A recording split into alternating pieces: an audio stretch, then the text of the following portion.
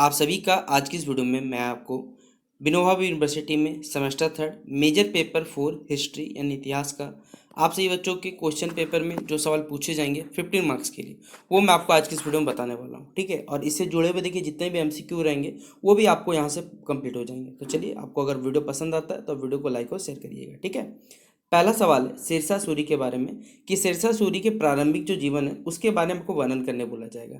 ये सवाल, इस सवाल से आपको एमसीक्यू भी मिल जाएगा, 5 नंबर का सवाल भी अगर आता है वो भी कवर होगा और 15 नंबर का तो ऐसे ही कंप्लीट होगा। ठीक है, तो चलिए बताते हैं 15 नंबर के लिए कि शेरशाह सूरी जी के जो प्रारंभिक जीवन था उनके बारे में बताते हैं। ठीक है, तो परिचय सबसे पहले कोई भी चीज़ अगर स्टार्ट करिएगा तो इंट्रोडक्शन दीजिएगा। ठीक है, इसलिए हमने लिखा है शेरशाह सूरी मध्यकालीन जो हमारा भारत है, ठीक है, मध्यकालीन भारत के हमारे महान शासकों उनमें से एक नाम था शेरशाह सूरी जी का। वे एक कुशल प्रशासक, ठीक है, एक अच्छे एडमिनिस्ट्रेटर थे, साथ ही साथ योग्य सेना नायक थे तथा एक दूरदर्शी शासक थे। मतलब उनका जो देखने का नजरिया था वो बहुत अच्छा था, हमारे पास समाज को एक अच्छा समाज बनाने में वो कार्य करते थे। उनका प्रारंभिक जो जीवन है वो अत्यंत ही संघर्षपूर्ण रहा, परिश्रम और आत्मविश्वास से उनका जो प्रारंभिक जीवन है वो भरा हुआ है। यही संघर्ष बेसिकली क्या करता है, आगे चलकर उनका जो महान व्यक्तित्व है और उनका जो शासन व्यवस्था देखते हैं उनकी सफल शासन व्यवस्था की नींव रख पाता है। यानी उन्हीं का संघर्ष के कारण बेसिकली वो एक महान व्यक्तित्व बनते हैं और एक जीवन में एक सफल शासन की नींव भी रख पाते हैं। उनका वास्तविक नाम अगर बात करें, शेरशाह सूरी का वास्तविक नाम है वो फरीद खान था, जबकि बाद में वो क्या करते हैं शेरशाह सूरी जी के नाम से प्रसिद्ध होते हैं। मतलब उनका वास्तविक नाम क्या था अगर पूछा जाएगा तो फरीद खान था, लेकिन आपको जो हम लोग जानते हैं इतिहास में वो शेरशाह सूरी के नाम से नहीं जानते हैं। अगर बात करें उनके जन्म और बेसिकली परिवार में, ठीक है, तो उनका जब जन्म हुआ था बेसिकली 1486 ईस्वी में, बिहार में आपने नाम सुना होगा सासाराम, वहाँ पर एक अफगान परिवार में उनका जन्म हुआ था। यानी बिहार के सासाराम जिले में बेसिकली 1486 में एक अफगान परिवार था, उनका जन्म हुआ था।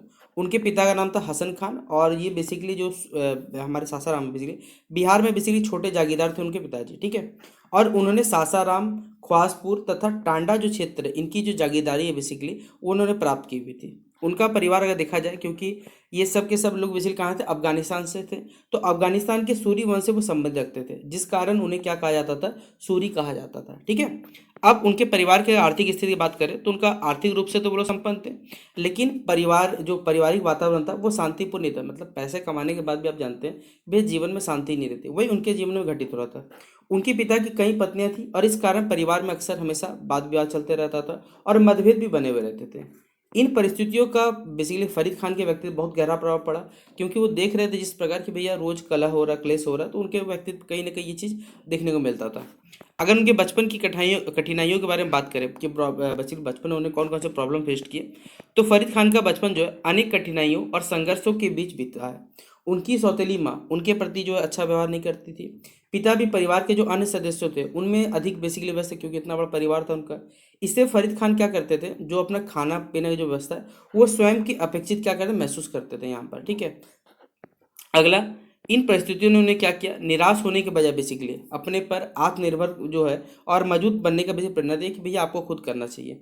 उन्होंने ये निश्चय किया कि वो अपने जीवन में अपनी प्रतिभा, ठीक है, और अपने परिश्रम के बल पर क्या करेंगे, सफलता प्राप्त करेंगे। उन्होंने मन में ठान लिया कि भैया अगर मैं अपने जीवन में सफलता पाना तो हमारी जो योग्यता और हम परिश्रम के बल पर क्या करें, जीवन में सफलता प्राप्त करेंगे।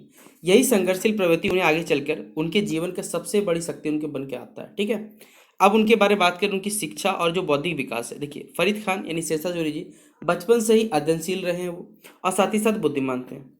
उन्होंने शिक्षा प्राप्त करने के लिए वो सबसे पहले क्या चले गए, जौनपुर चले गए हमारे पास, जो उस समय शिक्षा और संस्कृति का बहुत अच्छा केंद्र था हमारे पास है। और उन्होंने क्या किया बेसिकली, और उसे पूर्व का सिराज भी कहा था, मतलब जो जौनपुर था बेसिकली उसे पूर्व का सिराज के नाम से ही जाना जाता था। जौनपुर में उन्होंने बहुत सारे विषयों का अध्ययन किया, उनमें से कुछ इस प्रकार से, पहले जैसे अरबी भाषा उन्होंने पढ़ा, साथ ही साथ फारसी हो गया, इतिहास हो गया, राजनीति हो गया, प्रशासन हो गया, सैन्य शिक्षा हो गया हमारे पास, इस प्रकार कई भाषाएं उन्होंने पढ़ी। उन्होंने विशेष रूप से जो फारसी भाषा है उसमें क्या किया, अपना एक्सीलेंस उन्होंने प्राप्त किया, दक्षता प्राप्त की। उनकी तीव्र बुद्धि और जो ज्ञान के प्रति पिपासा है, इसी कारण वे शीघ्र ही क्या हो गए, अपने जो शिक्षक थे और जो साथियों के बीच बहुत ज़्यादा प्रसिद्ध हो गए। शिक्षा ने उनके व्यक्तित्व को क्या किया, धीरे धीरे निखारा, और उनकी जो नेतृत्व की क्षमता है, मतलब उनका जो लीडरशिप का जो कैपेसिटी है बेसिकली, उसको उन्होंने विकसित करने का कार्य किया। अगर बात करें पांचवा पॉइंट में, जागीर के प्रबंधन में उनका योगदान। देखिए शिक्षा पूरी करने पर फरीद खान अपने पिता की जो जागीरदारी व्यवस्था थी, ये जागीर के जो प्रबंधन में सहायता करने लगे। उन्होंने भूमि व्यवस्था, ठीक है, कर संग्रह हो गया, प्रशासनिक जो भी कार्य है, उन सभी को बहुत निकटता समझा, मतलब सामने समझा कि भाई क्या कार्य होता है। ठीक है, उनकी कार्यकुशलता के कारण जागीर की आय में क्या हुआ, बेसिकली वृद्धि हुआ, और किसानों की समस्या का भी जो समाधान है वो धीरे धीरे होने लगा। वे न्यायप्रिय और एक अनुशासन प्रिय थे, जिसके कारण जनता में उनकी जो लोकप्रियता वो बढ़ती चली गई। इसी कारण इसी समय उन्होंने यह देखा कि किसी भी राज्य की जो शक्ति है वो केवल सेना में नहीं होती, बल्कि वहाँ की जो सुव्यवस्थित प्रशासन व्यवस्था होगी और जो प्रजा अगर संतुष्ट है, उन सभी चीज़ों में ये निहित होती है हमारे पास है। बाद में उनके शासन की सफलता का आधार भी जो है वो यही कारण बन के आया हमारे पास है। ठीक है। फिर प्रशासनिक क्षमता का विकास किया गया। फैद खान ने बहुत कम आयु में क्या किया, जो प्रशासन की जटिलता है बेसिकली, ठीक है, उनको समझ लिया था। वे अधिकारियों पर कड़ी निगरानी करते थे और भ्रष्टाचार को बिल्कुल भी पसंद नहीं करते थे। ठीक है। उनकी जो प्रमुख बेसिकली जो प्रशासनिक विशेषताएं उनमें थी, अनुशासन प्रियता होनी चाहिए, साथ ही साथ न्यायप्रियता होनी चाहिए, कार्यकुशलता होनी चाहिए, दूरदर्शिता होनी चाहिए, और जनता के प्रति लोगों को संवेदनशील होना चाहिए। इन्हीं गुणों के कारण उनकी जो प्रतिष्ठा जो है वो धीरे धीरे बढ़ने लगी, और वो अन्य जो अफगान सरदार है उनके बीच में उनका जो सम्मान है वो प्राप्त करने लगे। फिर उन्हें शेर खान की उपाधि प्राप्त होने। देखिए, फैद खान की बहादुरी और साहस की जो चर्चा वो दूर दूर तक फैलने लगी थी। कहा जाता है कि एक बार उन्होंने अकेले में क्या किया, एक भयंकर शेर का उन्होंने सामना किया और उसका उन्होंने वध कर दिया या उसे मार दिया था। ठीक है। इसी वीरता से प्रभावित होकर उस समय बाहर खान लोहानी ने उन्हें क्या किया, शेर खान की उपाधि प्राप्त की। इस घटना के बाद उनकी प्रसिद्धि और भी बढ़ चुकी थी और वे अफगान जो शासक थे, जो सरदार थे, उनके बीच में लोकप्रिय होने लगे। यही शेर खान बेसिकली आगे चल के क्या बना, शेरशाह सूरी के नाम से प्रसिद्ध हुआ। अगर हम बात करें उनके राजनीतिक जीवन की शुरुआत के बारे में, ठीक है, तो शेर खान ने बेसिकली धीरे धीरे बिहार की राजनीति में सक्रिय भूमिका निभानी शुरू कर दी। उनकी योग्यता और नेतृत्व क्षमता से बेसिकली प्रभावित होकर उनके जो अफगान सरदार थे और साथ ही साथ उनके जो समर्थक है वो बन गए। उन्होंने प्रशासन और जो भी सैन्य संगठन है मजबूत किया तथा अपनी शक्ति का विस्तार करना उन्होंने शुरू कर दिया। ठीक है। उनकी दूरदर्शिता और साथ ही साथ राजनीतिक समझ उन्हें जो अन्य सरदार थे उन सभी चीज़ों से अलग बनाने का कार्य करता था। ठीक है।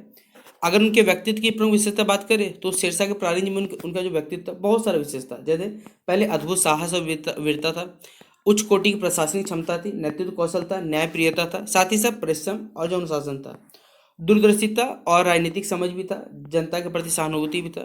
इन गुणों ने बेसिकली क्या किया, उन्हें भविष्य में एक महान शासक बनने में क्या किया, सहायता प्रदान करने का काम किया। अगर हम बात करें टोटल सारी चीज़ों का निष्कर्ष निकालते हैं, मतलब कंक्लूजन अगर निकालते हैं, तो कंक्लूजन कह सकते हैं इसी प्रकार शेरशाह सूरी का जो प्रारंभिक जीवन है वो संघर्ष, परिश्रम और आत्मविश्वास की प्रेरणादायक कहानी है। एक साधारण जागीरदार के पुत्र के रूप में जन्म लेने के बावजूद उन्होंने अपनी योग्यता, प्रतिभा, शिक्षा, परिश्रम के बल पर एक ऊंचा स्थान समाज में प्राप्त किया। बचपन की कठिन परिस्थितियों के बावजूद उन्होंने कमजोर बनाने के बजाय उन्होंने अत्यधिक क्या किया, अपनी को दृढ़ बनाया और आत्मनिर्भर बनाया। जौनपुर में जो भी प्राप्त हुई शिक्षा प्राप्त हुई, जागीरदारी का प्रबंधन अनुभव किया तथा प्रारंभिक जो भी प्रशासनिक कार्य उन्होंने किया, उन्हें सब कुछ मिला के एक कुशल शासक जो बनाने के लिए तैयार किया गया। इसी मजबूत आधार अनुभव के कारण वे आगे चल के भारत के महान शासकों में गिने गए और उन्होंने क्या किया, प्रशासन जो व्यवस्था, राजस्व व्यवस्था है और जो संचार प्रणाली, उन्हें कई महत्वपूर्ण उन्होंने सुधार किए। शेरशाह का प्रारंभिक जीवन में आज भी संघर्ष, परिश्रम और सफलता का एक प्रेरणादायक जो उदाहरण वो हमें देखने को मिलता है। तो ये क्वेश्चन आपसे बच्चों को शेरशाह सूरी का अगर आएगा उनके प्रारंभिक जीवन के बारे में, तो आप इस प्रकार बना के लिख सकते हैं 15 मार्क्स के लिए। अब इससे यहाँ पर अगर 1 मार्क्स का कोई भी सवाल आता है इस टॉपिक से, वो भी आपका कंप्लीट हो जाएगा। तो अगर आपसे ही बच्चों को अभी तक ये वीडियो कैसा लगा, ये कमेंट बॉक्स में मेंशन करिएगा कि हाँ सर, हमने आपको जो भी पढ़ा है ये क्वेश्चन अच्छे से समझ में आ गया। साथ ही साथ आपसे बच्चों को यहाँ पर MCQ भी क्लियर हो गए होंगे, क्योंकि उनके बचपन का नाम हो गया, उनके पिताजी का नाम हो गया, उन्हें शेर खान की जो